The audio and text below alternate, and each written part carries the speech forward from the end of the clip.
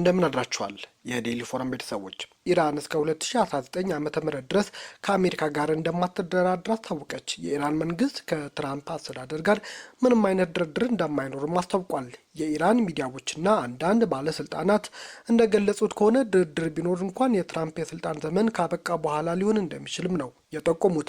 ይህም የፕሬዝዳንት ትራምፕ ስልጣን አብቅቶ አዲስ ፕሬዝዳንት እስከሚሾም እስከ ጥር 20 ቀን 2019 ድረስ ድርድር እንደማይኖር ሀሳባቸውን አስታውቋል። የኢራን ፓርላማ አፈ ጉባኤ ጋሊባፍ ቃል አቀባይ ማጅድ ሻሪክ በማህበራዊ ሚዲያ ላይ ትራምፕ ከእኛ ጋር ስምምነት ላይ አይደርሱም ብለዋል። የስልጣን ዘመናቸው እስከሚያልቅ አብረናቸው እንጓዛለን በማለት ይህንን ሀሳብ እናጠናክራለን ብለዋል። አያይዘውም እስከዛ ድረስ ድርድር አይኖርም፣ ስምምነትም እንደዛው ያሉት ቃል አቀባዩ ከአሜሪካ ጋር ድርድር መጠበቅ እጅግ ሞኝነት ነው ሲሉም ነው ያስታወቁት። ታዲያ የኢራን እስላማዊ አብዮታዊ ዘብ በሆርሙዝ ወሽመጥ የሚፈጽሟቸውን ጥቃቶች መቀጠላቸውንም የብሪታንያ የባህር ኃይል ንግድ ስራዎች ድርጅትም እያስታወቀ ነው። በሆርሙዝ ወሽመጥ በሚንቀሳቀሱ የንግድ መርከቦች ላይ የሚደረጉ ጥቃቶች በመቀጠላቸው በመካከለኛው ምስራቅ ያለው የስጋት መጠን ከባድ እንደሆነም ነው የዜና ወኪሎች እያስታወቁ ያሉት። ድርጅቱ እንደገለጸው ባለፈው ቅዳሜ አንድ የተባበሩት አረብ ኤሚሬትስ የነዳጅ መርከብ በውሃ መተላለፊያው ላይ ኢላማ የተደረገ ሲሆን በወሽመጡ በኩል የሚደረገው የንግድ እንቅስቃሴ በጥቂት መርከቦች ብቻ ተወስኖ በዝቅተኛ ደረጃ እየተንቀሳቀሰ ይገኛል ተብሏል። ለልየታ የሚረዱ የራዳር ግንኙነቶች ማድረግ፣ ድሮኖችን ማብረርና የንግድ መርከቦች ኢላማ ያደረገ ክትትል ጨምሮ የአብዮታዊ ዘቡ ጥቃቶችና የትንኮሳ እርምጃዎች ቀጥለዋል ሲል ድርጅቱ ባወጣው የቅርብ ጊዜ ሪፖርት አስታውቋል። ሪፖርቱ አክሎም እነዚህ ድርጊቶች ኢራን ቁልፍ በሆነ የባህር ላይ ማጓጓዣ መስመሮች ላይ ያላት ተጽዕኖ የማጠናከርና በመስመሮቹ በሚያልፉ መርከቦች ላይ ግፊት የማድረግ ፍላጎት እንዳላት የሚያሳይ ነውም ተብሏል። በመርከቦች አቅራቢያ የሚደረጉ የሚሳኤል ጥቃቶች፣ ፍንዳታዎች ጨምሮ ቀጥተኛ ወታደራዊ እንቅስቃሴዎች ወደ ኦማን በሚወስዱ ደቡባዊ መስመሮች በሊማ ሀሳብ ኩምዛ አካባቢ መቀጠላቸው ተነግሯል። የብሪታንያ የባህር ኃይል የንግድ ስራዎች ድርጅት ያልተመዘገቡና ያልፈነዱ ፈንጂዎች የሚያደርሷቸው አደጋዎች በሆርሙዝ ወሽመጥ ሊቀጥል እንደሚችልም ነው እያስጠነቀቁ ያሉት። ኢራን ሳንቲም እንኳን አልቀራትም ሲሉም ተናግረዋል። ኢራን ምንም ገንዘብ የላትም ያሉት ዶናልድ ትራምፕ የኢራን ሪያል ከአሜሪካ ዶላር አንጻር ያጋጠመው ከፍተኛ የዋጋ ውድቀት የሚያሳይ ግራፍም አካተዋል። ትራምፕ የኢራን የአሁኑ የኢኮኖሚ መክሰርና መውደቅ ላለፉት 51 ዓመታት ከተከተለቻቸው አጥፊ አካሄድ የመጣ ነው ሲሉም ነው ያስታወቁት። ምንም እንኳን የኢራን ገንዘብ በምዕራባውያን ማዕቀፍና ከፍተኛ የዋጋ ንረት ምክንያት ከዚህ ቀደም ታይቶ በማይታወቅ ሁኔታ መውደቁ እውነት ቢሆንም የትራምፕ የ51 ዓመታት አስተያየት ግን የታሪክ ስህተት እንዳለበትም ተንታኞች አስታውቀዋል።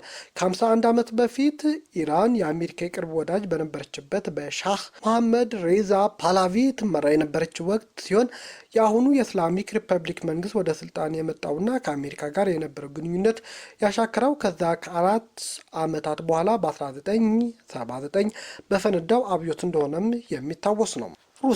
የሩሲያ ኒውክሌር ባላስቲክ ሚሳኤል ሰብማሪኖች በግዙፍ መርከቦች ማጠር ጀመረች። ሩሲያ በባህር ኃይል ወደቦቿ የቆሙ አቶሚክ ኃይል አመንጪ የባላስቲክ ሚሳኤል ሰብማሪኖች አዲስ በተዘረጋ ግዙፍ የመከላከያ መርከቦች ማጠር መጀመሯን አዳዲስ የሳተላይት ምስሎች አሳይተዋል።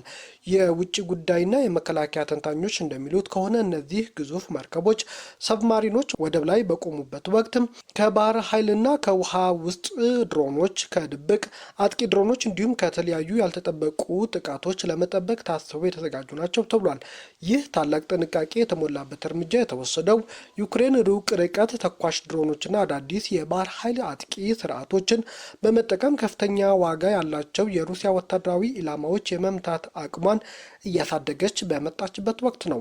የሩሲያ የባላስቲክ ሚሳኤል ሰብማሪኖች የሀገሪቱ የኒውክሌር መከላከያ አቅም ዋናና እጅግ ወሳኝ መደገፊያዎች በመሆናቸው ጥበቃዎች ለሞስኮ ከፍተኛ ስትራቴጂካዊ አቅም ቅድሚያ የሚሰጣቸው ጉዳይ ናቸው ተብሏል። ይህ ያልተለመደ የመከላከያ እርምጃ ከጊዜ ወደ ጊዜ እየጨመረ የመጣው የሰው አልባ የጦር መሳሪያ ፈጣን እድገት ዓለም አቀፍ የባህር ኃይሎች እንኳ ሳይቀሩ እጅግ ውድና ወሳኝ ወታደራዊ ሀብቶቻቸውን እንዴት መጠበቅ እንዳለባቸው እንደገና የሚያሳይ እንደሆነም ነው እየተነገረ ያለው። ታዲያ የራሽያ የጦር መሳሪያ አምራቾች የጠላት የራዲዮና የኤሌክትሪክ መገናኛ መጨናነቅን መቋቋም የሚችሉ አዳዲስ የኤፍፒቪ ጥቃት አድራሽ ድሮኖችን ይፋ እያደረገችም ነው። እነዚህ ድሮኖች በጦርነት ቀጠናዎች ውስጥ የሚኖሩ ከፍተኛ የኤሌክትሮኒክስ ሞገድ እክሎችን ሰብረው በመግባት የተሰጣቸውን የጥቃት ግብ በትክክል ማከናወን የሚያስችላቸው የተሻሻሉ ሴንሰር እና የመገናኛ ስርዓት የተገጠመላቸው ነው ተብሏል። እነዚህም ሩሲያ ራሷን ለመከላከል ከምታደርጋቸው እንቅስቃሴዎች ጠቃሚ እንደሆኑም ነው የተነገረው። አዲስ ቴክኖሎጂዎች ራሽያ በቅርብ ዓመታት ከተካሄደው ዘመናዊ ውጊያዎች ካገኘችው ልምድ በመነሳት ያበለጸገችው እንደሆነም ነው የተነገረው። በጦር ሜዳ ላይ የጠላትን ድሮኖች ለማክሸፍ ዋነኛ መንገድ የሆነው የኤሌክትሮኒክ ጦርነት መቋቋም የሚያስችል መሆኑንም ነው ተንታኞች የሚያሳውቁት። የጦር መሳሪያ ተንታኞች እንደሚሉት በወደፊት የጦር ሜዳዎች ውስጥ ሰው አልባ አውሮፕላኖች ድሮኖች ያላቸው ሚና እየጎላ በመምጣቱ ራሽያ ጨምሮ የኔቶ አባል ሀገራት የኤሌክትሮኒክስ ጦርነት መቋቋም በሚችሉ ድሮን ቴክኖሎጂዎች ላይ የሚያደርጉት ከፍተኛ ኢንቨስትመንት አጠናክረው እንደሚቀጥሉም ነው የጠቆሙት። በሌላ በኩል ደግሞ ዩክሬን በሩሲያ ግዛት ታተርስታን ሪፐብሊክ ውስጥ በፈጸመችው የድሮን ጥቃት አንድ ሕፃን ጨምሮ 13 ሰዎች መገደላቸው የሞስኮ ባለስልጣናት አረጋግጠዋል። እሁድ ምሽት ጀምሮ የተፈጸመው ድብደባ ሞስኮ ዩክሬን ላይ ሙሉ ጦርነት ከከፈተች ወዲህ ሩሲያ ላይ ተሰንዝረው በርካታ ሰዎች ከተገደሉበት ጥቃት ቀዳሚው ነው ተብሏል።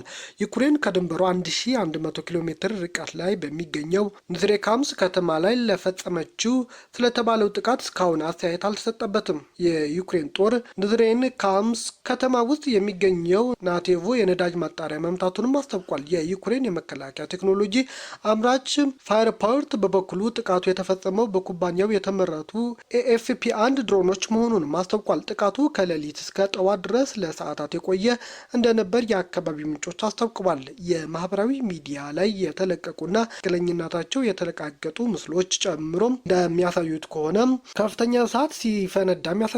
የአየር ጥቃት ማስጠንቀቂያ ደወልም ሲሰማም ይታያል። ሩሲያ የኢንዱስትሪ ተቋማትና የመኖሪያ አካባቢዎች ኢላማ መድረጋቸው አረጋግጣለች። የሩሲያ የምርመራ ኮሚቴ ባወጣው መግለጫ በማንኛውም ወታደራዊ ኦፐሬሽን ውስጥ ተሳትፎ የሌላቸው ሰላማዊ ሰዎች ቦታው ላይ ነበሩም ብሏል። እሁድ ሌሊት ከዩክሬን የተላከ 450 ድሮኖች በሩሲያ አየር መከላከያ ተመተው መውደቃቸውም ተገልጿል። ከቅርብ ጊዜ ወዲህ ዩክሬን ከድንበሯ ረጅም ርቀት ላይ የሚገኝ የሩሲያ ኢላማዎች ላይ የተሳካ ጥቃቶች ስትፈጽምም እየታየች ነው። እነዚህ ጥቃቶች ብዙ ጊዜ ኢላማ የሚያደርጉትም መጋዘኖች፣ የኃይል መሰረተ ልማቶች ሲሆን በዚህ ምክንያቶች የሚገደሉ ሰላማዊ ሰዎች ቁጥርም እየጨመረ መጥቷል። ዩክሬን እነዚህ መሰረተ ልማቶች ሩሲያ ለምታካሄደው ጦርነት የገቢና የሎጂስቲክስ ዋነኛ ደጋፊ ማዕከላት እንደሆኑም ነው የምትናገረው። ኔታንያሁና ትራምፕ መጣላታቸው ተሰማም። እስራኤል የትራምፕ ባለ 15 ነጥብ የጋዛ የሰላም እቅድ ውድቅ ማድረጓም ተሰምቷል። የእስራኤል ጠቅላይ ሚኒስትር ቤንያሚን ኔታንያሁ የአሜሪካው ፕሬዚዳንት ዶናልድ ትራምፕ ያቀረቡት ባለ 15 ነጥብ የሰላም እቅድ መቃወማቸውና ማጣጣላቸው ተሰምቷል። ኔታንያሁ የሰላም እቅዱ ውድቅ ለማድረግ የሰጡት ምክንያት በቅድሚያ ሐማስ ትጥቅ መፍታት አለበት በሚል አመክንዮ ነው። የትራምፕ የሰላም ቦርድ ባለፈው ወር ሐማስና ሌሎች በጋዛ የሚገኙ ታጣቂ ቡድኖች ሙሉ በሙሉ ትጥቅ እንዲፈቱ ከስምምነት ላይ መድረሱን ተነግሮም ነበር። ነገር ግን ሐማስ ከባድ መሳሪያዎች የሚያስረክበው እስራኤል ማንኛውም ጥቃት ስታቆምና ወታደሮቿን ከጋዛ ስታስወጣ የሚል ቅድመ ሁኔታም አስቀምጧል።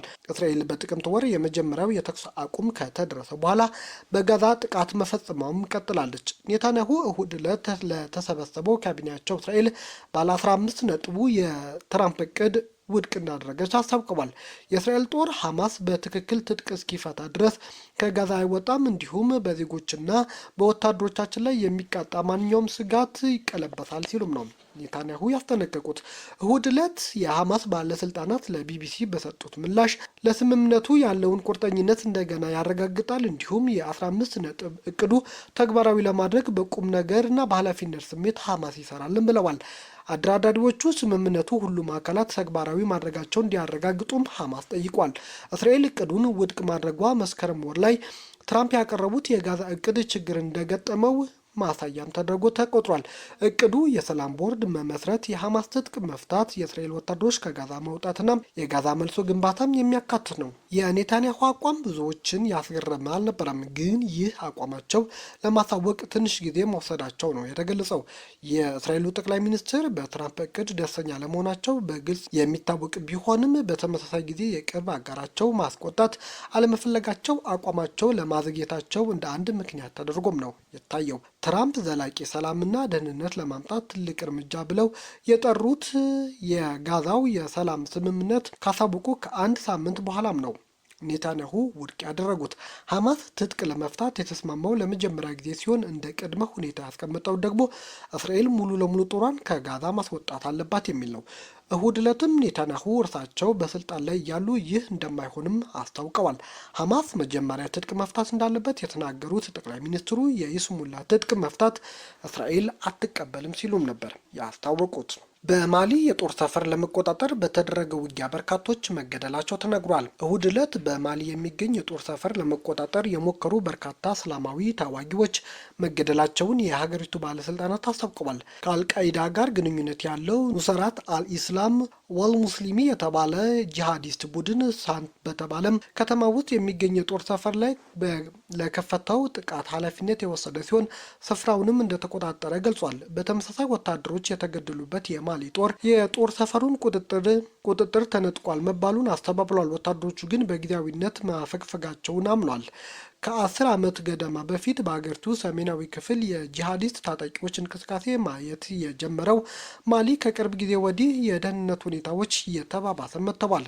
የእሁድ ዕለቱ ጥቃት ንጋት 11 ሰዓት ላይ የጀመረ ሲሆን 2 ሰዓት መቆየቱን እማኞች ለኤኤፍፒ የዜና ወኪል አስታውቀዋል።